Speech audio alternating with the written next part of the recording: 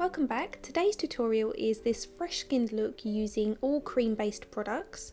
As you can see from this before and after, it's not about dramatically changing your face, it's just about evening out your skin tone and giving you a nice fresh, well groomed, healthy looking complexion. I've already moisturised my skin. I'm now going to use these L'Oreal Infallible primers to prep my face. The peach one is an anti-fatigue primer and the green one is an anti-redness primer. When I don't have any makeup on, this little area here tends to be a little bit rosy, so I'm going to use the green primer over this area and it's going to neutralise the red tone. Now the purpose of colour correcting is to neutralise a tone that you don't want to see in the skin. In this case mine is the red. Green's going to counteract the red so you can no longer see it, but if you can still see green, you're using too much. They should cancel each other out. And then I'm applying the apricot primer on the rest of the skin just to lift it and counteract any dullness. For the skin, I'm going to use some of the new L'Oreal Infallible Shaping Stick foundations. These come in 12 colours, they also offer blushes and they have different coloured highlighters. So the idea behind these foundations is that you can conceal, cover, contour, they're buildable, super blendable, so an all-in-one stick at an affordable price.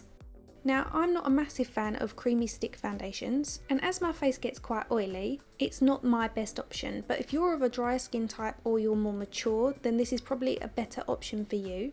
Now with any stick or cream based foundation, you really do need to work it into the skin. I'm using a synthetic blending brush to do this because it's the best type of brush to work with creams. Initially I didn't like the finish, but I think about 2 hours after wearing it, I really liked how it looked on my skin. The shade I've used is 180 Radiant Beige.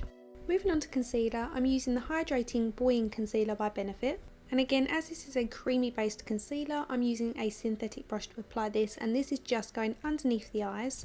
And it's going to subtly lift this area and add a bit more coverage, and as you can see it's not too bright for my skin, it works harmoniously with the foundation and the skin's looking much more even. I'm going in with a dampened sponge just to press everything into the skin so it doesn't look like it's just sitting on top. Remember, we're not creating a mask, we just want to enhance what we've already got. I'm going to add some hydration to my lips. This one is one of my favourites. It's the Emile Cordon Cashmere on Lip Pot in number 72 and it's coconut and vanilla, it's beautiful. Next up I'm using the Hourglass Sunset palette. This is a trio of sheer colour creams. We've got a bronzer, a blusher and a highlighter. The bronzer and the blush are both matte, which I really love, and the highlighter's obviously got a subtle shimmer to it. I'm stippling the bronzer onto the high points of the cheeks, also the top of the nose and on the top of the forehead where the sun would naturally tan your skin. I'm not using this to contour with, we just want that really beautiful sunkissed glow to the skin and gives you a really healthy complexion. This kind of coloured bronzer would be too warm to contour with, it's definitely more for giving you that sun-kissed appearance. By the way, the brush I'm using is the Petit buffer brush by ZOEVA, I believe it's the 117, and again this is synthetic bristles so it works great with cream based products. I'm now going into the apricot peachy blush and I'm going to work some of that on the back of my hand and then stipple that onto the apples of my cheeks. The great thing about working with creams is that you can't really go wrong, they just blend into each other so beautifully. They give off that natural dewy appearance. I know I've got 4 lights in front of me so I'm going to look super shiny, so I'm now going to go in with some Becca setting powder and I'm going to use this to set the centre of my face. Because I am oily I would need to do this, but if you're of a drier skin type or you're more mature you don't have to set this. Having a bit of a glow to your skin is what's going to give you that hydrated youthful appearance. If you're yet to try this Becca Hydra Mist Set and Refresh powder, definitely give it a go. As soon as you put it onto your skin, it gives you this really cooling effect. If you're looking for a cream contour, definitely try out the contour pans by Mascara Beauty. I'm using the colour Ash on my same stipple brush just to press this into the hollows of the cheeks. Don't bring it out too far. For the eyes, I'm going to use the Nude Sticks pencils. They do phenomenal cream eyeshadows and cream sticks for your face. The one I'm going to start off with is in the shade Nudity. These are long wearing, they're waterproof so they're great if you get oily eyelids. I love to use a cream eyeshadow on more mature skin and any age really. These are really flattering on anybody. Another great thing about working with creams, especially eyeshadows, is that you don't even need a brush to blend them out. I'm using my finger here just to work this over the skin to make sure it's nice and seamless. So I'm working this shade over the mobile eyelid up to where the eye naturally creases. After applying one layer I blend that in with my finger and then I apply a second layer. Next I'm going in with the shade Lilith, which is a nice kind of pearly champagne, and I'm going to apply this to subtly highlight the inner corners of my eyes.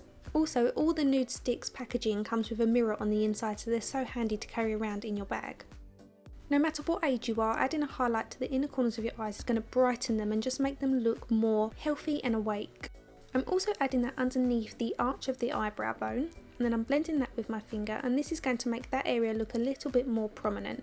It'll also catch the light when you move your head. The next colour I'm taking is called Spirit, and this is kind of like a rosy bronze plummy shade. And I'm going to use this to kind of contour the eye. So we're applying this on the outer third of the mobile eyelid, and we're taking that round into the socket. Now ordinarily you would use matte shades to contour with, but this is just going to create a bit more definition on the outer edge and just give it a really subtle smoky appearance. But by using something that's still slightly shimmery, it just creates a nice bronzy feel.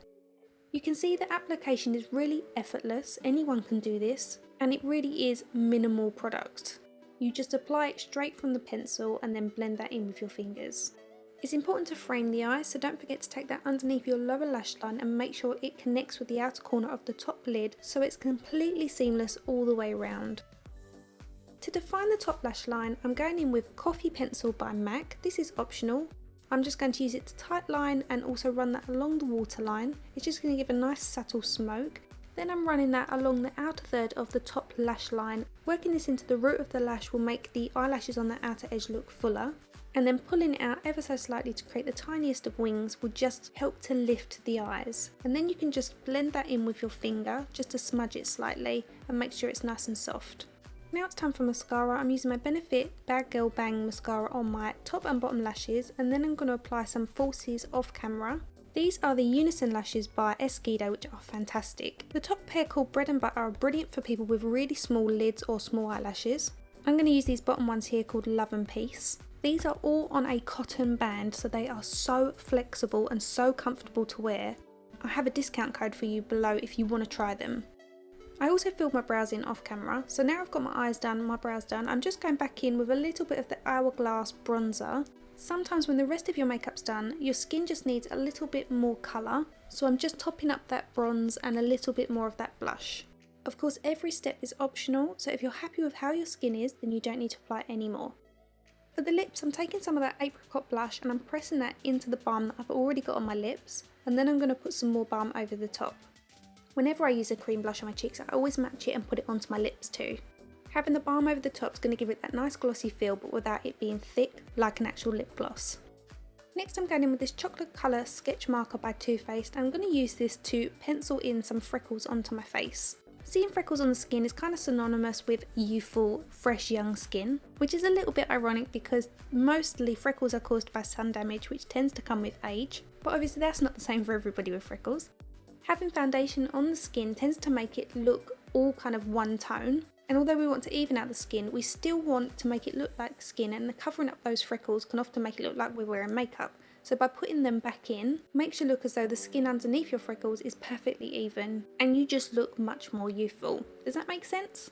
So I'm actually going over some of my real freckles and then just putting some false ones in over the top. So the last step in the makeup is just to apply a little bit of that highlighter from the Hourglass palette to the tops of my cheekbones. As I said, this is a cream based product, so it's very flattering, it's not too shimmery, and if like me you've got slightly textured skin, this will look so much better sitting on it than say a powder highlight that's slightly frosted. The very last step is to apply the Urban Decay Quick Fix Mist all over the face, and this is going to make sure all your makeup is set in place and isn't going anywhere. And that completes my fresh makeup look using all cream based products. Again, probably more suited to those of you that have a drier skin or mature skin, or if like me you've got oily skin, if you prep the skin well to begin with and you're happy to powder during the day through your T-zone area, then definitely give this a go because it is a really beautiful look. Please hit subscribe if you haven't already done so. If you've missed last week's tutorial, it will be on screen for you now, and if you'd like to follow me outside of YouTube, my social handles are on screen. Thank you so much for watching, and I'll see you again soon. Bye!